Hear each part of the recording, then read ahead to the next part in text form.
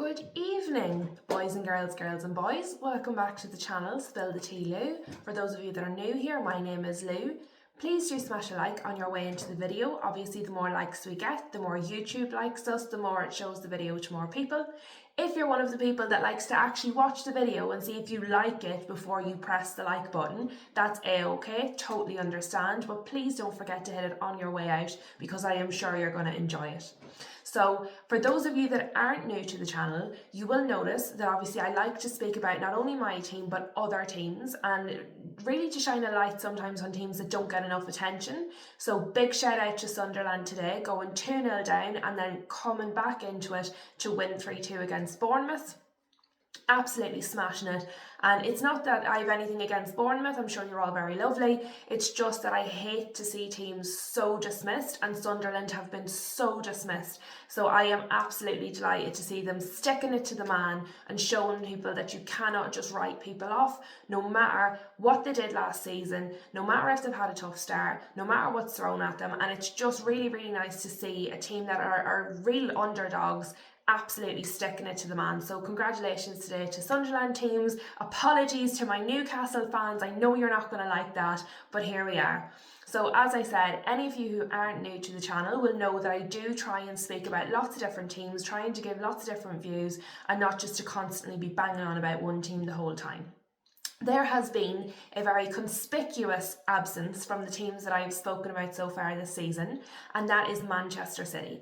And I'll be quite honest, the reason that I don't speak on Manchester City an awful lot is that I don't watch a huge amount of their games. They're not a team that I pay a huge amount of attention to or that I have a very in-depth understanding of. So I don't really feel that it's fair for me to speak about them too much when I'm not watching them all the time.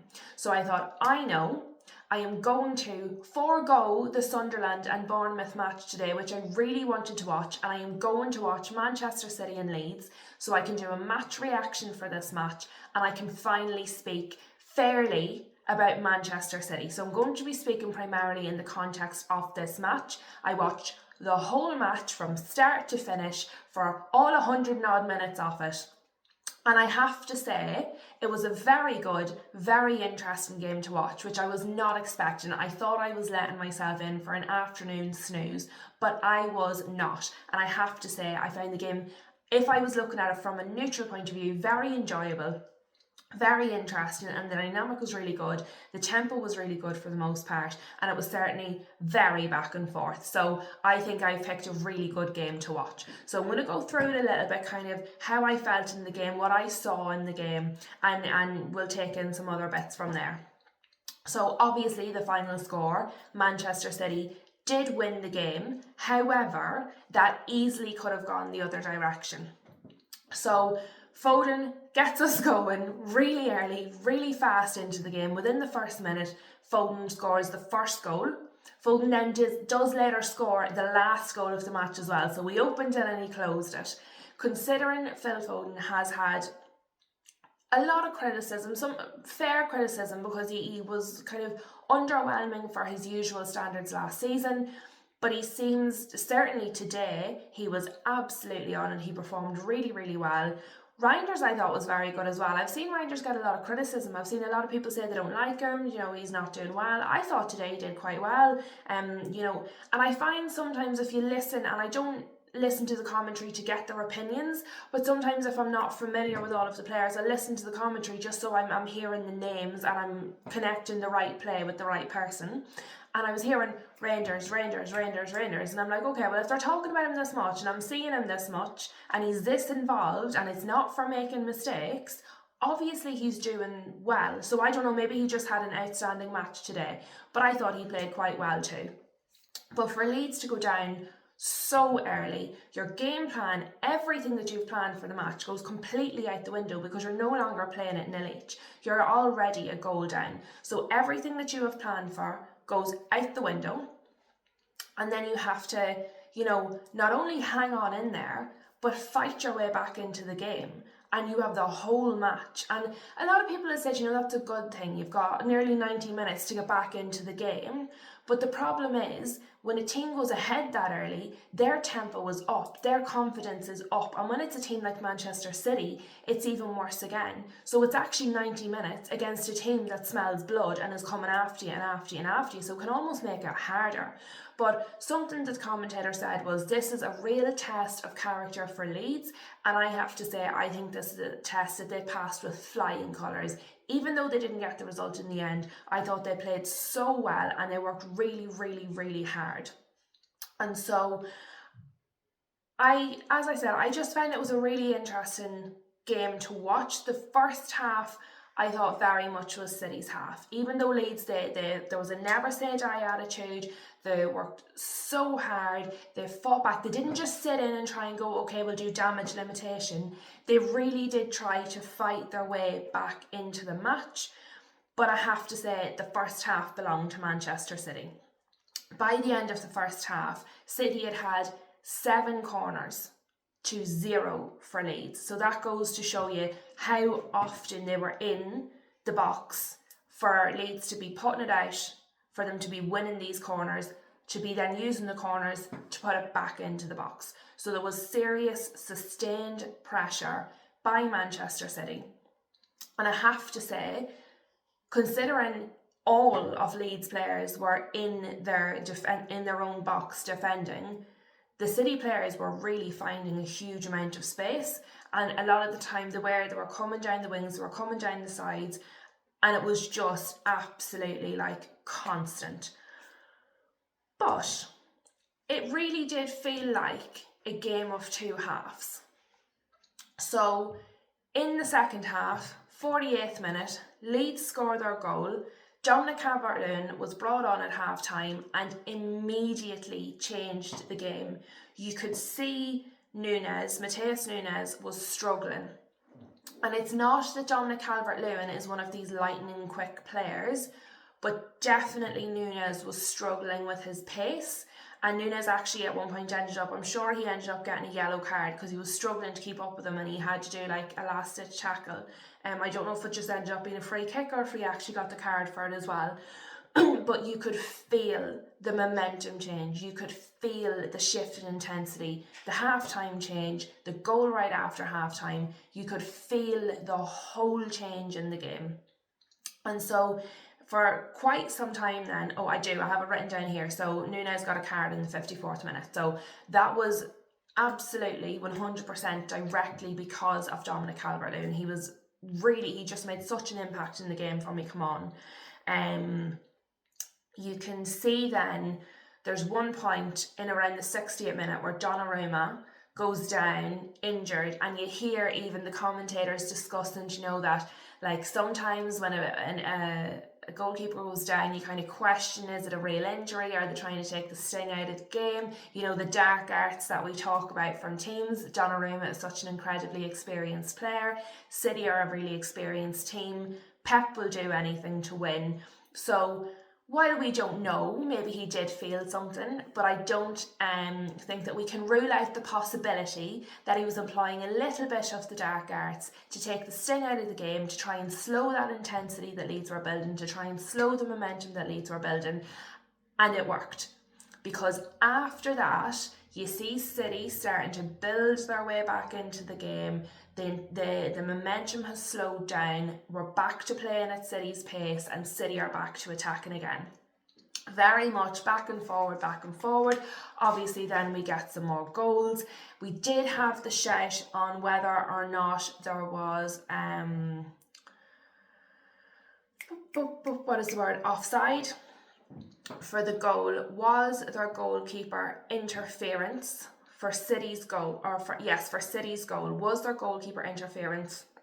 Was Bernardo Silva pushing the goalkeeper, interfering with play? Because he was definitely in an offside position.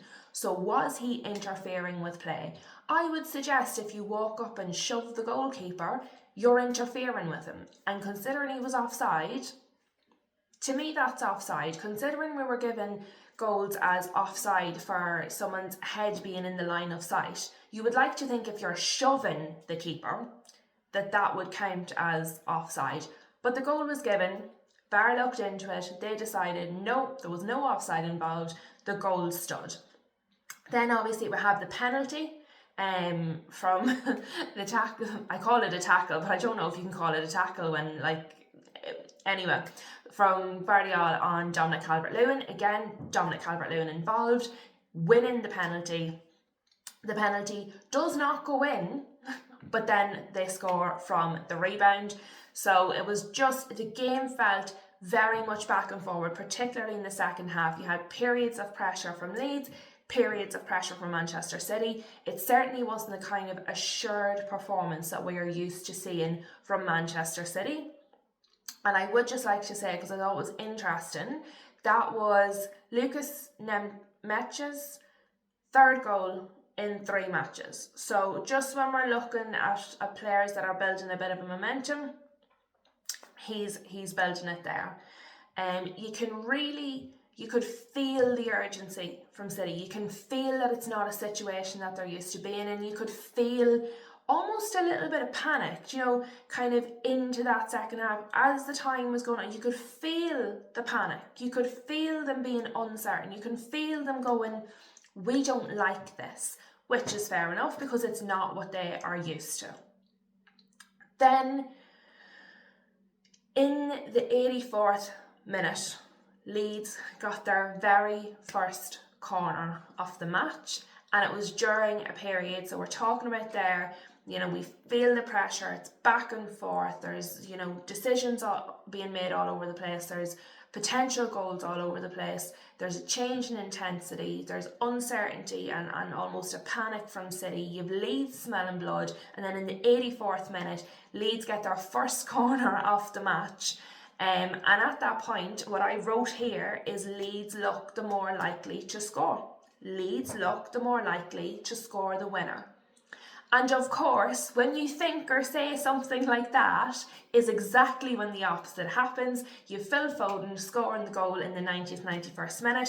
There was 10 minutes of extra time still to play, and my thought process at that time, because it had been such an even game, particularly in the second half, was this game is not over. Leeds can definitely score at least an equaliser. Now, they didn't in the end, but the amount of pressure that they put on City's defence, the amount of attempts that they had, the fight in them, I have to say, I thought if I was a Leeds fan, it's a performance that I would be really, really proud of, and I'd be disappointed not to get the points to show that, at least 1 point out of it, because, you know, both teams had spells of really, really good play.